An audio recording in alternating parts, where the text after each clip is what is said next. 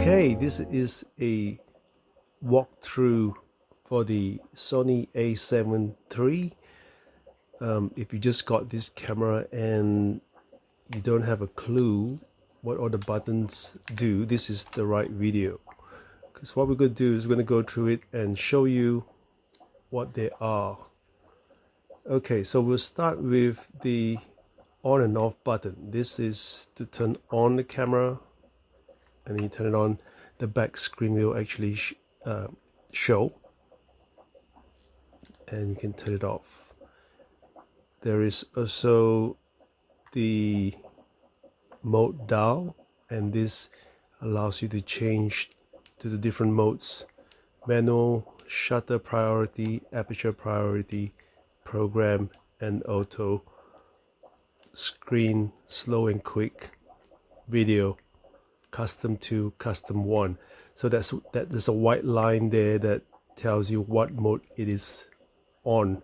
We'll go through that in my other videos, but okay, so the next thing is the hot shoe, and that's for if you are going to use an external flash. That's very handy. You can put a slot of flash in there. You can use different types of flashes in the market. There's Godox and all that kind of stuff. We'll go through that in my other videos. Okay, then there is the back dial. That is the back dial, and the front dial here. So this changes by default, it changes the aperture and the shutter speed. The front one is the aperture and the back is the shutter speed. You'll find that there's a lot of other buttons like the C1, C2, C3, C4. These buttons here are customizable. So by default, it will represent a certain feature, which we will go through later, but you can actually customize them as well. If you want to learn more about the customization, look out for my customization video that's coming up soon as well. Okay, now you see the next thing here. That's the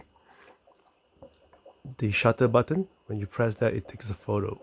Okay, so that's quite basic. The next thing we will see is the AF on button. Now this button here represents, by default, is autofocus on. So when you press that, it should start the autofocusing. It can be programmed to be something else, but really at the end of the day, that is the default button. Next, and there's a magnifying glass next to it. Now these buttons here, they all do different things when you are in a different situation or different mode. Say for example, if you are on when you're shooting, it will do something different compared to, say, if you were playing. Say if you're playing a picture, like you were viewing a picture on the camera, it will do something else. So that is a magnifying, that glass, which increases the size of the picture that you are looking at. So that is the joystick button. It allows you to navigate your focus point or move your picture around as you're viewing it. For example, I'm just going to turn it on and show you really quickly. If I was to play a picture that I've taken a while ago, so that zoom in button there, see, when now that magnifying glass is there, is going to allow you to zoom in to your picture, and you can move it left and right using the joystick.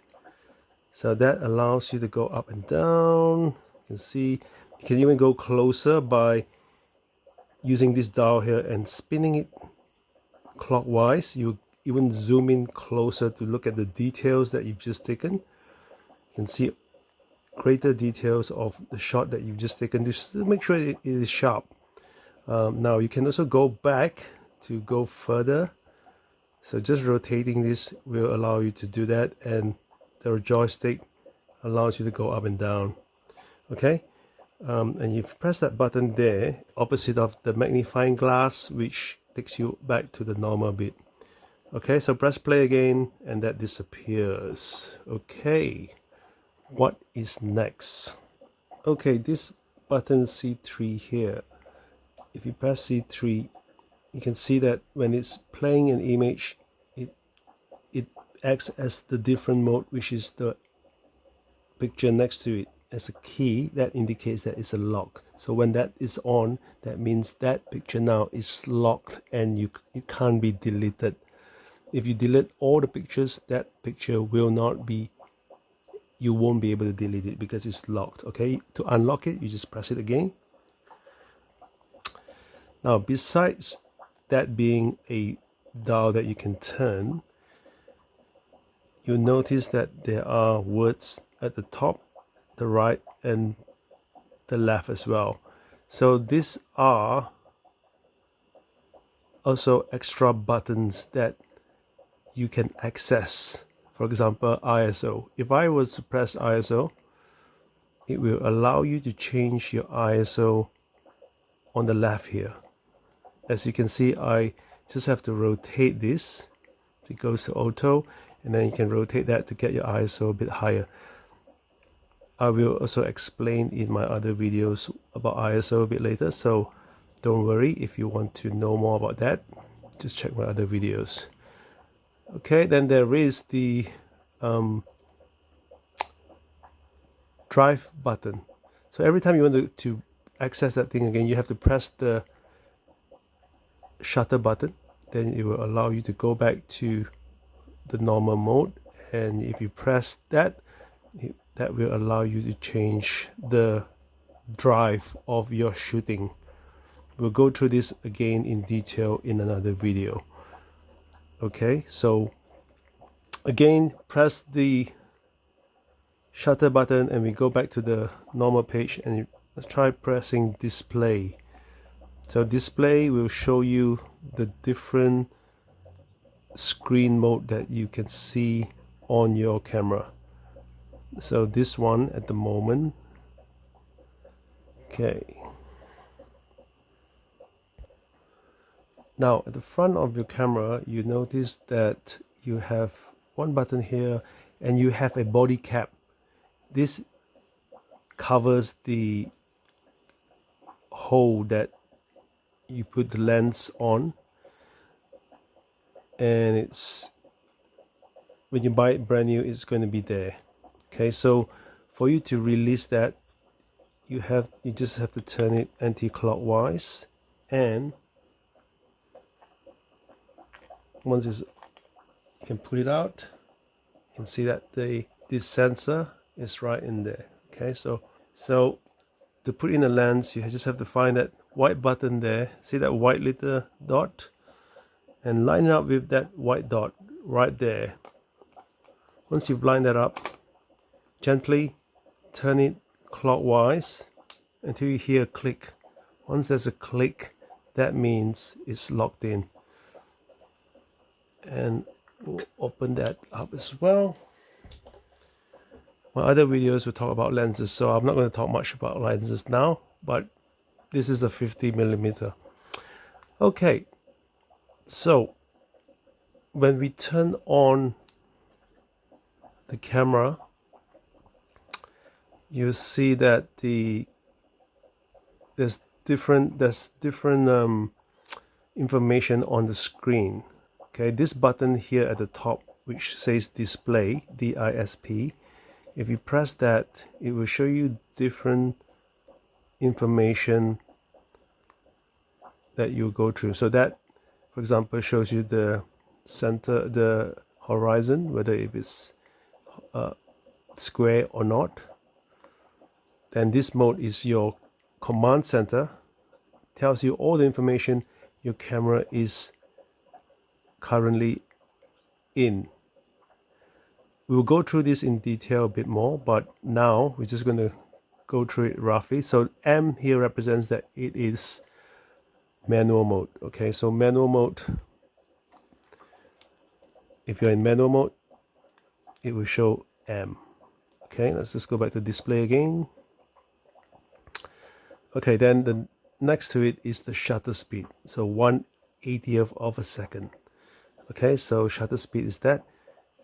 Again, you can change the shutter speed by just turning the dial up here. As you can see, I'm just changing the shutter speed there.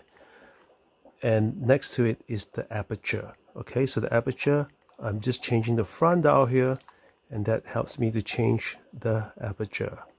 Okay, so this is obviously in manual mode, which I will talk about as well in my other video. Then there's the ISO, which is the sensitivity of the sensor.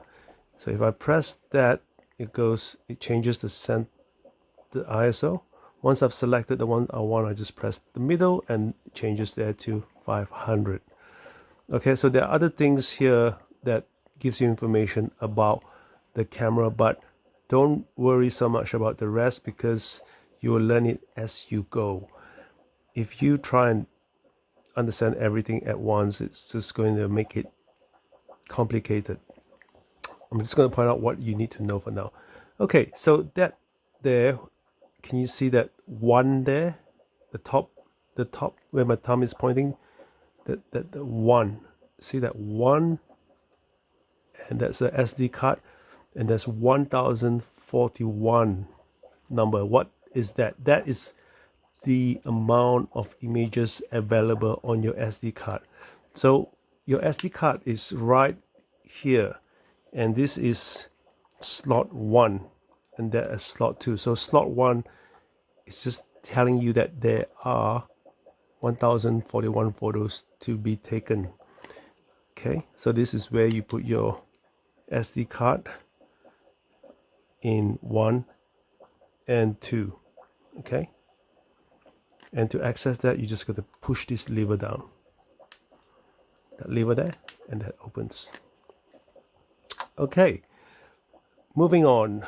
Now, most of you would know as well, so that is the tripod screw. It allows you to screw on a hot shoe of a tripod, so you can place your camera on a tripod or monopod or any devices that have that particular screw size. Next is the battery compartment. So the battery is contained in here. By now you probably would have known. So the battery is accessible by pushing that button there, and once you put it in, make sure that that part there goes in, aligns with those 3 metal parts. There's a spring in there, push that in and push it all the way. There's a click that clicks it in, and your battery is now connected. Okay, that is your menu. So this is where you can access all the settings you have in your camera, and we will actually go through this in another video because it's just so much information here to learn. You may not need all this information for now, so let's not worry about that, but know that this is where you access all your settings, programming and all that. Okay, next. Now on the left side of your camera you see doors. Now these are doors for ports. The first door has the earphone jack, which allows you to hear when you record video. That is what you can hear from. Next to it is a micro HDMI port, which allows you to connect that straight into your monitor or TV. Okay, so obviously that is for video recording.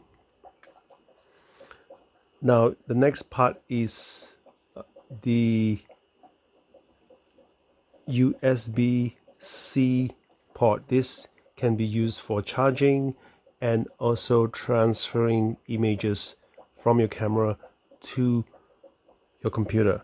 So you don't actually have to get an SD card reader if you do not wish to, you can just get a USB-C and connect that to your computer, and you will be able to access all your files. The next one is a multi USB for charging as well.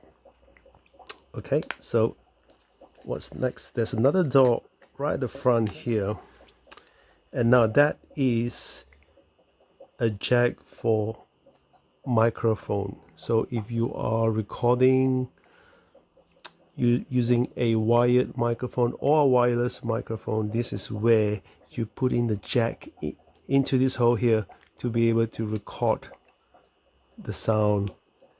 So it's a really good video recorder as well. This is one of the best camera that's been made by Sony, and in fact one of the best mirrorless camera even up to now, 2024. The price of this have not come down actually. It's still 2,000, at least 2,500 Australian dollars. Okay, what else is there? Yes, now there's the screen here. Now the screen or the monitor, you can tilt it this way, and you can even pull it out. So the screen allows you to push it horizontally, so you can actually look at your images from your waist. So now if I'm in that mode, I just press display again, and that will allow me to see what I'm trying to capture at the front. So as you can see here, I can take a photo from a lower angle. I don't have to go down. So this is very helpful if you are shooting from right underneath this way, and it's really handy. Okay, good. Now there's another button here that with the red circle, and this red circle button is to video record. This allows video recording. Now there's another dial right here which a lot of people actually miss or don't even know what it is. That is a diopter that allows you to change the power of the monitor in there. When you look into the viewfinder, there is actually a digital monitor that is very high resolution. Is in fact much better than the screen here. So I often use that to look at my photos to make sure that it is sharp, or look in detail the colors or noise that it has, and that just help you if you have if you wear glasses and you have different power glasses. That helps you to control the align your eye glasses power, and you get to see the thing sharp. Okay, so that's pretty much just a quick rundown of this camera. All the buttons that you need to know. I will be explaining more in details of the different parts again in other videos. So make sure that you subscribe and give us a like if you like us to continue to give this short and simple instruction of the A7III. Thank you, and I'll see you in my next video.